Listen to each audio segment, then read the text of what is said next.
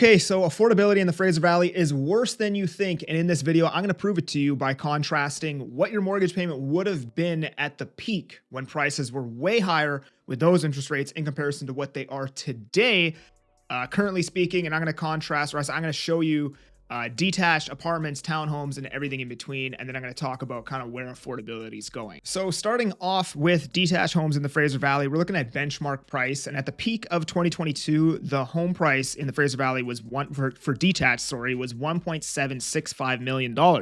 And today you're looking at $1.481 million, right? So if we go in and we take a look at the payment calculator at roughly a 2% variable, some people were slightly higher. Some people are getting even less than this. Some people were like as low as like 1.3% or something like that. But let's just use roughly 2%. Your monthly mortgage payment would have been $5,200 a year. Now today, after almost $300,000 correction, your mortgage payment is still about $600 more than it would have been at the peak pricing with the lower interest rate. And to have the same mortgage payment you would have had paying $450,000 more at the 2% interest rate, prices would have to come down another $180,000. Now, here's the thing about this, right? Because a lot of what you hear in the industry, or I guess like on YouTube and social media and stuff, is people say, it's just math. The prices have to come down to this because it's math. The prices have to come down to, the relative incomes because it's just math. And the problem that I have with that statement is that the math is different for everybody. And you don't know every single person's position, right? So like, as an example, you could say that, somebody that makes $100,000 a year, this home for $1.2 million is super unaffordable for this person, right? Because the price to income ratio is 12x. However, what if that person making $100,000 a year is worth $2 million? And there's a lot of people like that here because there's a lot of people who own 2-3 properties that are now worth millions of dollars that, only make, whatever the normal income is, $90,000, $100,000, $110,000 a year. And I can tell you, like, even right now, I have 2 cash buyers.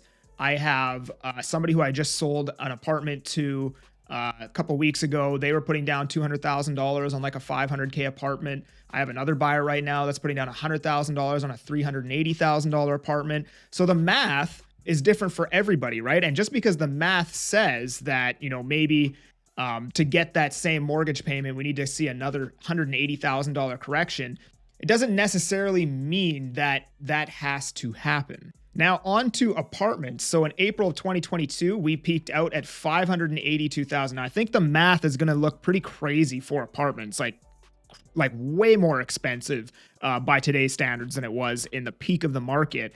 And at today's price, you're looking at $532,000. So only like $50,000 correction. So let's see what that looks like. So $582,000 peak prices with a 2% rate, your mortgage payment was only $1,700 a month. However, you go $532,000 and your mortgage payment, although the prices have come down $50,000, has increased about $400 a month. So how far would it have to come down to match that payment? Yeah, you're going to need to see about another 30 plus 50, another $80,000 correction to match the same payment you would have had at the peak of the market with the lower interest rate. Now, keep in mind, people were buying all the way up here with the lower interest rate as well. So there's, people that probably bought, like all the way down here with a 2% interest rate. And their mortgage payment was probably like $1,400 a month. Like I remember when they first started dropping rates, I wanted to buy a condo. I was like, dude, because everything cash flowed. Like you could have bought any condo and anything would have cash flowed, right? And that would have been a very opportune time to buy a resale condo. Well, I guess maybe not. Maybe if the prices keep crashing, I guess we'll see. Now on to townhomes. So at the peak of the market, you were $928,000. And then today you're looking at $832,000. So what did I say? $928,000. So your mortgage payment would have only been $2,700 for a $928,000 townhome in the Fraser Valley at the peak. And currently, $3,300. So it's an additional $600 a month, even with the prices coming off about $90,000. So how much further do they need to come down? I think you're going to need to see them come down. I don't know. Let's try 715,000. It needs to come down even a little bit more than that. 700,000. Yeah, you basically need to see another $130,000 off to have the same payment that you would have had at the peak of the market. You need from the peak of that market to now to have the same payment, you would need $228,000 to come off the purchase price. Now, just for fun on an aggregate basis, because I think you still would have been getting those cheaper rates like around here. So let's do like a 1-for-1 at the same rate, 972. Let's do like 975 on both ends. 975 at the cheaper rate was only $2,800 a month. And today, $3,870. So if you bought a place in kind of the middle of 2021 to like the summer of 2021, and you have to renew now in 2026, your mortgage payment is going to go up about $1,000 a month. Now, just for fun, let's say you bought a property towards the end of 2023, the peak of fixed rates. Fixed rates were about 6%-ish. You know, my mortgage, I bought October 2023. My mortgage is 6.8%, but I have a B loan, so it probably would have been like 6.5, I think was the A side at that time. So let's just say let's just look at the numbers from the back end of 2023 until now. So if you go to the aggregate pricing, let's just take one I bought, $1 million. Okay. Let's take $1 million at, let's be conservative and just say like, 6 point. I think fixed rates were like commonly around 6.3, but let's just, 6.2. So you would have been at the aggregate price, $4,859 per month.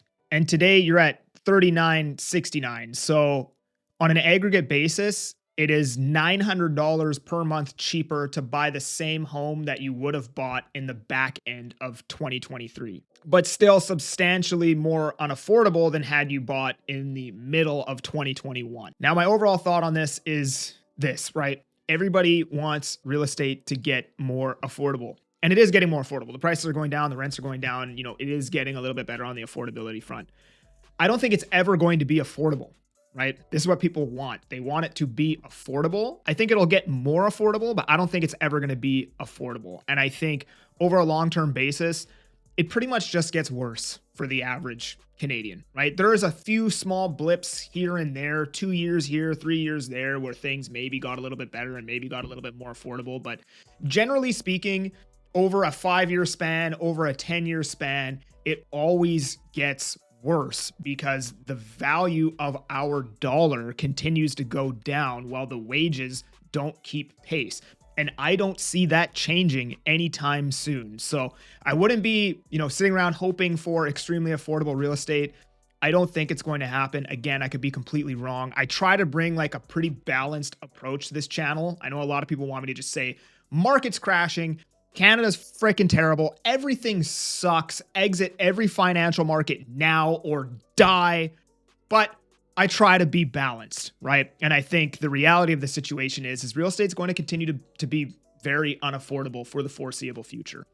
But if you enjoyed this video, make sure you subscribe and like the video. And if you want to chat with me about buying or selling real estate in the Fraser Valley, link down in the description. Otherwise, I'm that Agent Kelly.